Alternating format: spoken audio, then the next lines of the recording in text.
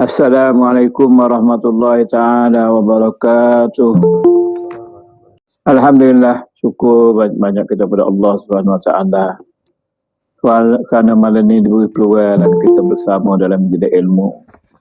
Mudah-mudahan apa yang dikatakan oleh musannif dia memberi pihak kepada kita dan boleh kita beramal dengan apa yang dia tunjukkan kepada kita, insya-Allah. Jadi muka surat 4 dah, muka surat 4 bawah. Muka surat 4 tu bawah Fazru ila nafsaka tu dia kata tu. Dia kata tilih olehmu kepada diri, yakni bicarakan olehmu dahulu kepada kejadian dirimu, kerana dirimu itu terlebih hampir tempat menilik perintah Allah Ta'ala daripada yang lain. Jadi musannif ni peringatkan kepada kita supaya kita kena tengok hak dekat sekali dengan kita, diri kita lah. Tengok diri kita tu gapo hubungannya dengan Allah Ta'ala, atas perintah gapo Allah Ta'ala kepada kita, tujuan gapo perintah tu dilakukan, dan sejauh mana benda tu jelas kepada kita. Jadi semua tu ada pada diri. Dan kalau kita nak tengok alam ni pun Tuhan jadikan rahsia pada diri kita ni, cukup dah untuk menunjukkan alam semesta ni. Dah gitu. Kemudian daripada sudah menilik kepada kejadian dirimu itu, maka pindahlah engkau bagi menilik alam yang tinggi, iaitu langit. Kemudian berpindahlah engkau bagi menilik alam yang rendah, iaitu bumi. Jadi dia kata, kalau dah mu tengok dirimu, melengok tengok ke langit, kemudian tengok ke bumi pula, supaya kita ni mikir, moleknya Tuhan buat, peliknya Tuhan buat, untuk kita. Semua yang Tuhan buat alam ni sebenarnya untuk manusia. Wala khalaqtul jinni wal insa illa liya'budun. Tidak aku jadikan jin manusia ni kecuali untuk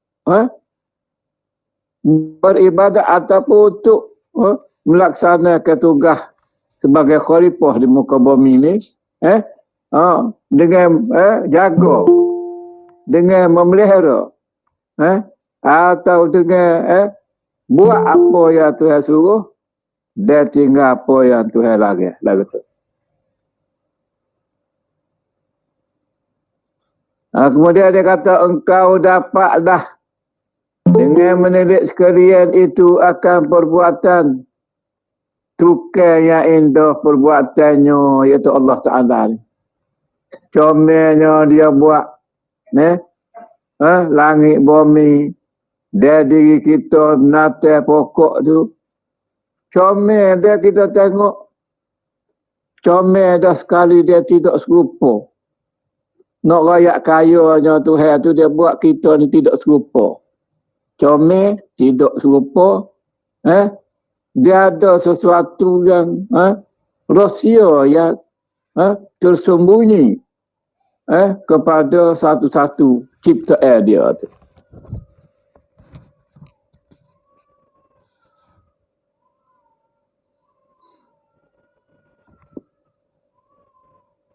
Tetapi dengan dialah berdiri tanda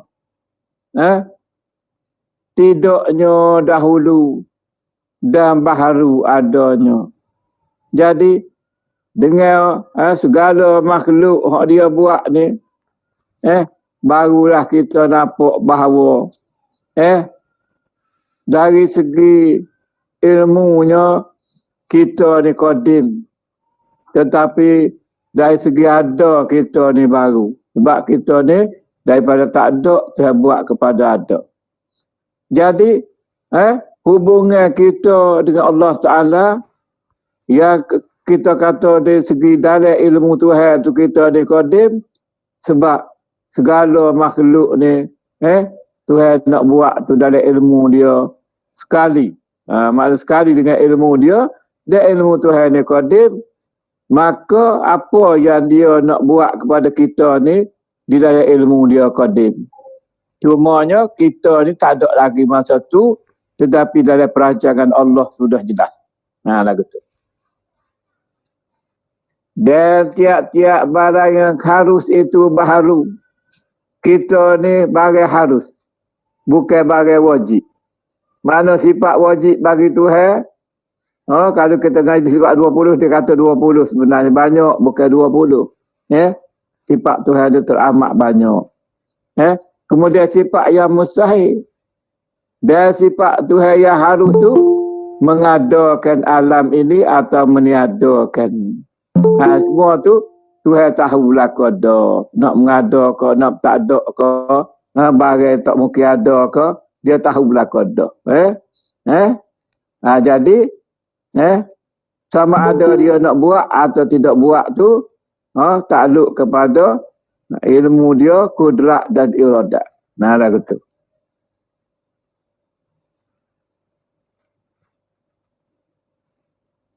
Nescaya mustahil atasnya itu sedia sekali-kali. Jadi hak baru ni tidak sedia. Hak baru ni kerana bermula daripada tak ada kepada ada. Kita kata barulah. Kita sebutlah ni, duduk rumah baru, beli kereta baru, kain baru. Pasal apa sebut baru?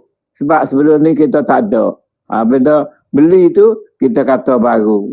Jadi, setiap yang baru ni mesti bermula daripada tak ada. Lepas tu ada tu, baru kita kata baru. Dah gitu. Jadi, bagi tak ada, kepada ada ni, baru kita kata baru. Okay. Kerana itulah, kerana inilah hadis Nabi SAW. Dia kata tafakkaru fi khalqillah wala tafakkaru fi zatillah. Artinya tilik olehmu, fikir olehmu pada segala yang dijadikan oleh Allah Ta'ala. Dan jangan kamu fikirkan diri zat Allah Ta'ala. Inilah kata Imam Sanusi. Yang menafikan syarah Ummul Barahin yang dia tulis, yang dia peringatkan di dalam dalam syarah dia dengan hadis ni. Lah kata.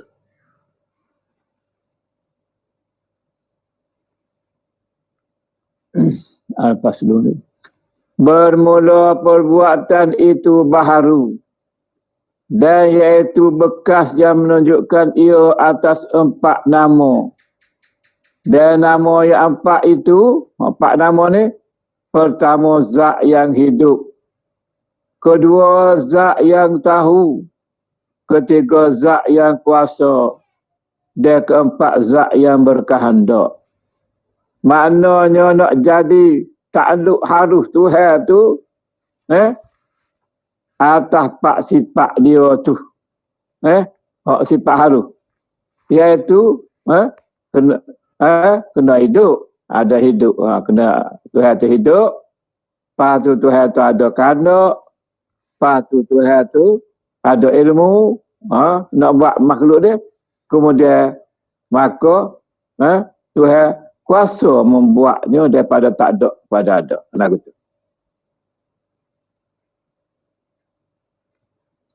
Artinya, dan segala nama itu menunjukkan ia atas sifat iaitu hidup. Dan jikalau tiada zatnya itu hidup, tiadalah bersifat yang hidup. Tadi ada sifat hidup lah. Maka kita katalah Tuhan tu, ataupun zat Tuhan tu, zat yang hidup. Yang hidup. Yang tu menunjukkan Tuhan. Dan jikalau tiada zat itu bersifat dengan tahu, tiadalah bernama zat yang tahu. Dan kuasa Jika tiada zat itu bersifat dengan kuasa, tiadalah bernama zat itu yang kuasa. Dan menghendaki berkehendak, jika tiada zat bersifat dengan berkehendak, nescaya tiadalah bernama zat yang berkehendak atau menghendaki. Ya. Dan segala sifat itu menunjukkan ia atas zatnya. Segala sifat tu hanya dia melazimi di zat, bukanlah sifat suku, zat suku dah. Dia melazimi di zat. Dia sekali dah dengan zat tu. Kerana tiada berdiri segala sifat itu dengan sendirinya. Sebab sifat tak boleh diri dengan sendiri. Maknanya sifat tu mesti dia duduk di zat, barulah boleh tunjuk zat tu gapo dia. Mana kalau ilmu duduk di zat, maka kita gelar zat tu yang mengetahui. Kalau bahasa kudrat tu duduk di zat, maka kita katalah zat yang kuasa. Jadi apabila sifat ternyata di zat, barulah kita kata zat tu yang kuasa. Sedangkan zat ni dia mempunyai banyak sifat-sifat dia, dan sifat-sifat dia tu duduk dia aja. Tu kata wahdatu sifat. Maknanya mengesah ke sifat Allah tu, sebab sifat Allah ni hanya duduk di diri Tuhan, iaitu di zat Tuhan semata-mata. Dia tak duduk selain pada zat Tuhan. Begitu. Ya.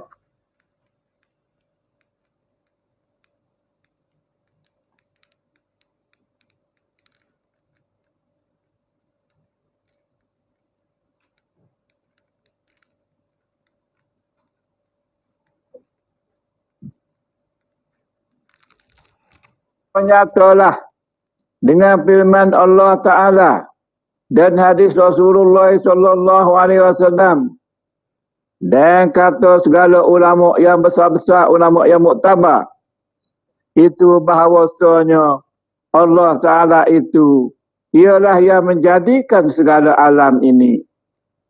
Maka wajiblah kita ketahui, akan wajib lagi nyata wujud zat Allah Ta'ala itu. Dan wajib zat itu bersifat dengan kidam. Artinya sedia adanya ada zat tu. Dan baka artinya kekal ada zat Allah Ta'ala itu. Dan mukhalafatuhu ta'ala lil hawadis, artinya tidak bersamaan zat Allah Ta'ala itu dengan segala makhluk, segala yang makhluk ini. Dan qiyamuhu binafsih, artinya berdiri Allah Ta'ala dengan zatnya sendiri. Artinya tiada ia zat itu berkehendak kepada tempat, dan tiada ia berkehendak kepada orang yang menjadikan dia. Dan sifat wahdaniyah, artinya esa zat Allah Ta'ala itu. Arti tiada menduai atau banyak atau bila-bila ia bagi zatnya, dan tiada menduai atau bila-bila ia bagi sifatnya, dan tiada menduai ia bagi perbuatannya. Maka adalah hakikat sifat habis. Maka adalah hakikat sifat nafsiyah pula. Dia ulas semula. Sifat nafsiyah ni bukan apa dia? Hakikatun nafsiyah tu. Bermula sebenarnya hakikat sifat nafsiyah itu, iaitu hal yang wajib bagi zat selama ada zat itu. Tiada dikeranakan dengan suatu kerana. Artinya, zat Allah Ta'ala itu tiada dengan satu kerana, dan tiada dengan satu sebab. Bukannya kerana apa ada zat itu, dan sebab apa ada ia zat itu. Yang ada sendirinya, tiada ia diadakan oleh yang lain. Kerana tiada yang lain daripadanya. Dia sahaja yang ada. Seperti sabda Nabi SAW. maka Allah wahdahu wa lam yakun ma'ahu syai'. Artinya dan telah adanya Allah Ta'ala itu seorangnya. So dia je ada. Dan padahal tiada ia menjadi suatu yang lain. Makna tidak ada seruta dia tu dengan yang lain. Maka segala tanda wajib adanya itu dengan dari nakal dan dari akal. Jadi berasaskan bukti. Bukti dalil ni bukti lah. Bukti secara memikir dan bukti daripada Al-Quran dan hadis. Lah gitu.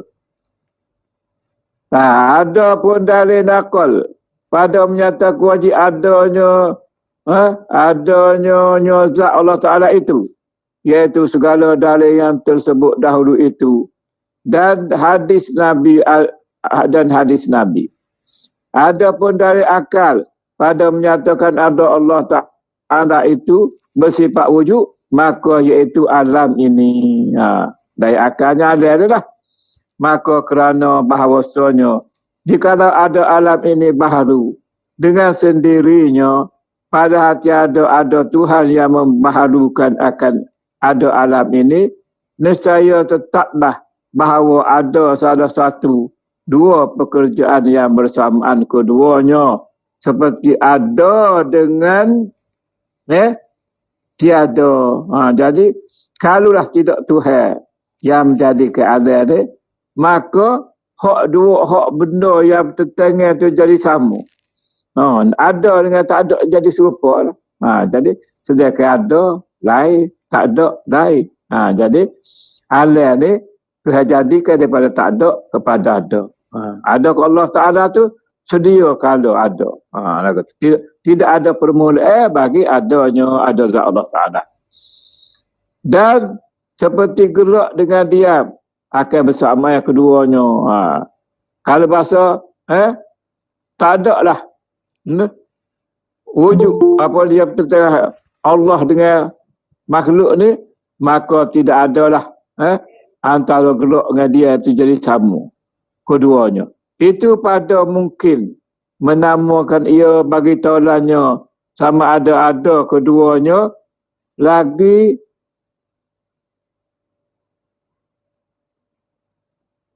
melihat atas tulannya itu dengan tiada sebab yang melebihkan daripada tulannya itu.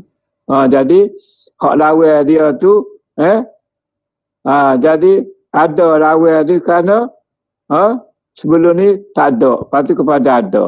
Jadi misal kita kata besar dengan kecil. Asal ada besar, kemudian ada hak kecil itu. Maka adalah besar kecil.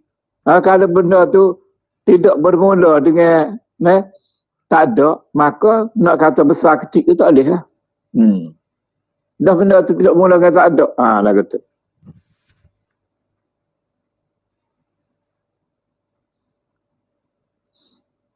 Jadi dan dengan tiada sebab yang mendapatkan boleh bersama keduanya, ada berhimpun keduanya, maka iaitu mustahil.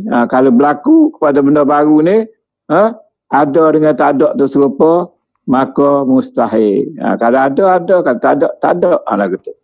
Kalau beripu dua tu ada perja, tak ada perja. Dari satu masa, satu keadaan tu, mana benda tu mustahil. Pada bicara akal. Kerana pastilah ada sebabnya yang boleh mengurangkan dia dan melebihkan dia. Dan ada sebab yang menidakkan boleh ada persamaan berhimpun keduanya. Jadi kalau bahasa tak ada tak ada makhluk, maka nak kata Tuhan tu besar ke kecil, tak ada. Nak kata Tuhan tu kuasa ke tidak, jadi tak boleh lah. Ada makhluk dalam baru nyata Tuhan tu kuasa, sebab Tuhan menyatakan kudrat dia daripada tak ada kepada ada, maka nyatalah Tuhan tu kuasa. Apabila nyata Tuhan kuasa, maka nyatalah kita ni lemah. Lah gitu. Maka adalah sebab itu takluk kudrat dan iradat Tuhan itu menidakkan dan mengadakan akan dia. Takluk kudrat dengan iradat ni sama ada mengadakan alam ni atau menakdakkan alam itu je. Dan iradat itu Yang menentukan ada satu. Sama ada nak mengada atau menada itulah hak iradaknya. Ada mengada tu kudrah.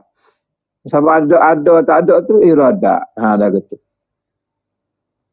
Menentukan boleh berhimpun ada keduanya. Jadi tak ada dengan ada tu dia tak boleh berhimpun dua tu.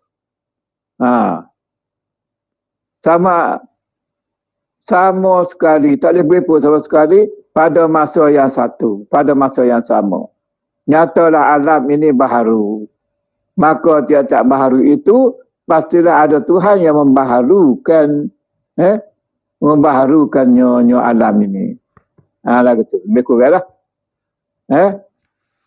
Tanda yang menyatakan adanya alam ini baharu kerana bahawasanya segala alam ini menetapi ia bagi aurat yang baru. Sebab andai ni ada sifat baru. Aurat tu sifat andai lah. Sifat baru, orang duk rakyat adalah ada ni sifat itu. Iaitu bergerak dan diam dengan tiada dan lainnya. Maka pada bicara akal, tiap-tiap menetapi ia akan segala aurat yang baharu, itu pastilah ia baharu. Seumpamanya, kerana mustahil yang baharu itu boleh menetapi ia yang qadim. Sedia. Jadi, hak baru mustahil ada sifat qadim. Jadi kudrat ni, kalau kita ada kudrat mustahil. Sebab kudrat ni sifat qadim, maka dia tidak boleh duduk, tak boleh berdiri di mudah dia baru ni. Tu dia rakyat aja. Adapun dari akal, tiada yang menyatakan segala aurat itu baharu. Tiada yang menyatakan segala aurat itu baharu, kerana sudah nyata dilihat dengan kepada berubah-ubahnya segala aurat itu. Jadi tak kata tidak baru lagu mana. Sebab sifat makhluk ni berubah-ubah. Berubah-ubah tu menentukan baharu lah. Kalau selama kini tak ada lah kini. Katalah warna lah. Sebelum ni merah. Lepas tu jadi hijau, berubah. Cer baru tu pasal berubah-ubah. Dia warna tu pun sifat baharu. Makna aurat bagi yang baharu.